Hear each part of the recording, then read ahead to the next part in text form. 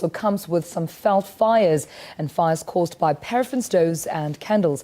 But for more on the story, we're now joined by Robert Mulaudzi, who is the Emergency Services spokesperson. Robert, thank you so much for your time. Morning to we've just seen a package, and you were part of that package, whereby we were, of course, talking about heavy and chilly temperatures that we've just witnessed. I mean, a couple of days ago, I can imagine how intense it is, especially in your rural areas, in your townships, for people that are still struggling, with electricity. Yeah, most of the people who are affected, you'll understand that within the city of Johannesburg, we've got about 180 informal settlements.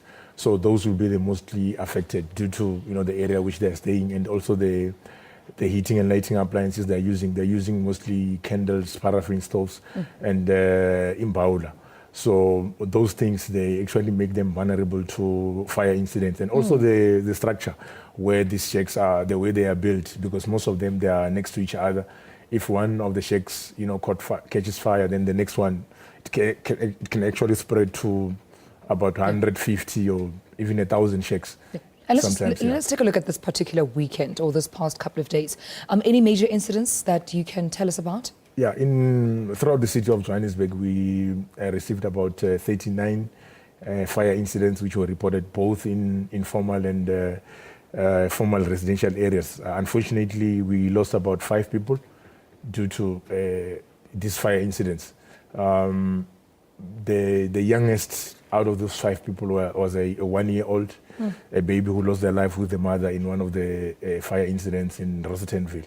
I think even though we have intensified our, door-to-door campaign since it's winter, we still has a lot, of work to be done. I think, safety is a collective responsibility.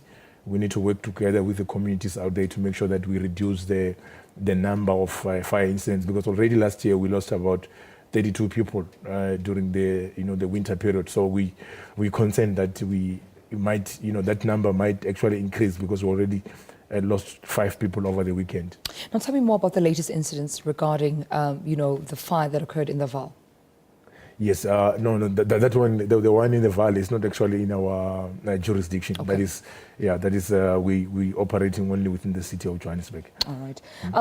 When we talk about fires, we've also seen in the insert that, things like imbaula are, part of the reason why people, want to, of course, stay warm, but it causes fire. We know candles are, the reasons. But tell me more about the causes that people need to be aware of during winter, especially when lighting these fires or even lighting the candles. Yeah, we've actually initiated some of the, programs to reduce the number of fires. Firstly, we've introduced what we call the Josie Safety Kit. And also we've introduced a program we call Candle Safety. It's a basic way of using a candle, because we've seen that most of the time these fires are caused by those candles. Yeah. So you just take your old peanut butter, mayonnaise bottle. I think everyone out there uses those bottles. You just clean it up, fill 3/4 of that bottle with sand, and then obviously your candle will be longer, so you'll cut it into half. Okay. So you stick it in that side, inside that jar. So as the candle burns, as soon as it reaches where the sand is, it actually extinguishes itself. And also, the candle takes much more longer period of time than when you're putting it, let's say, in a beer bottle or a cold drink bottle as a candle holder. And because what we've seen, that as soon as that candle gets heated, as if maybe you put it in a candle holder, it can actually fall and catches, maybe a curtain or any other things which might burn around. We have seen also a number of incidents which are caused by the paraffin stoves. Most of the paraffin stoves which our people are buying out there, they're buying these cheaper stoves which are sold mostly on the streets. Those stoves are not regulated by the National Regulator for Compulsory Specifications. It's a body which regulates the safe use of paraffin stoves. Most of those stoves, they don't have safety features. So we advise people to go and buy these stoves in reputable dealers, where they will see that stove will have a safety features on them. For instance, for example, if while you're cooking the stove fall, then it actually cuts off the flame, then you're not going to have a fire on there.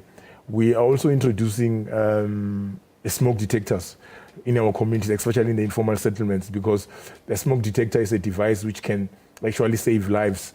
It works as an early warning system for people to evacuate.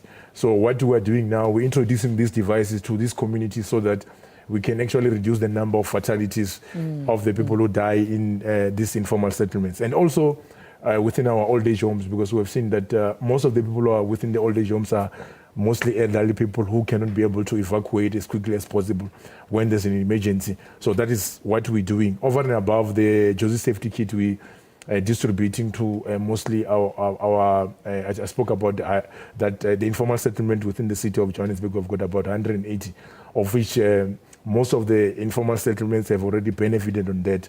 Okay. The Josie Safety Kit actually talks about the building resilience communities out there. For instance, the bucket, they can use it to extinguish the fire during its incipient phase.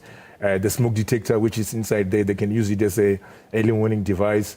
There's also a paraffin container, because we've seen previously, there's incidents which are caused by, paraffins which are stored in your cold drink bottles.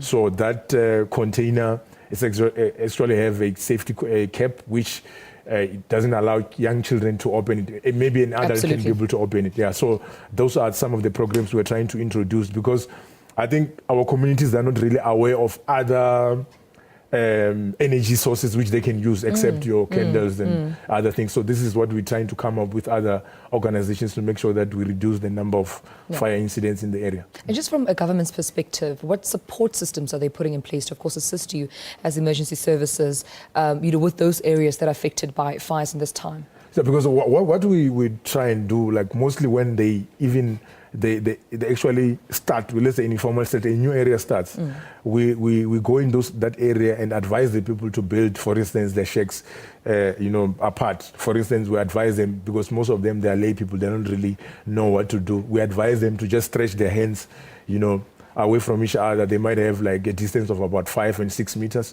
which will be suitable for us when we respond to emergencies. Because you must understand, we're not only going to respond to fire incidents, we still have to come, maybe if there's a medical emergency, where we'll still have to take someone with a stretcher.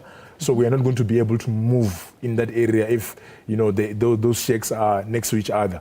So there's a lot of services which people might need in that area. If there's no space for us to do what we're supposed to do, it becomes difficult for us to render emergency services in those areas. Robert, thank you so much for your time this morning. Thank you so much. Thank you. All right, that was EMS spokesperson Robert Mulaudzi updating us, of course, about incidents in and around Gauteng, of course, that were affected by fire, as well as giving us tips on how to ensure that we keep warm, but at the same time, we keep safe. And, as you know, a couple of people, of course, have fell victim of fires lately during these chilly temperatures. So do ensure that you stay very much cautious.